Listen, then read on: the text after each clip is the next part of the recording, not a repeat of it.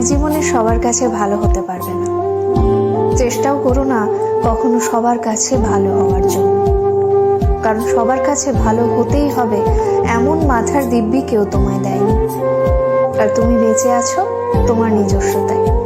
সেখানে তোমায় কে ভাবলো, কে খারাপ ভাবলো, তাতে কিচ্ছু এসে যায় না। দিন শেষে নিজের জন্য নিজেকেই থাকতে হয়, অন্য কেউ তোমার জন্য থাকে না, থাকেনি কখনো, আর থাকবেও না।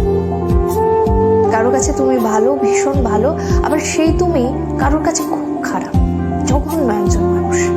সেটা কেমন করে হয়? প্রশ্নটা মনের মধ্যে আসতেই পারে। আসলে আমাদের কে ভালো ভাবছে আর কে খারাপ ভাবছে সেটা বিপরীতে থাকা মানুষটার মানসিকতার উপরই নির্ভর করে।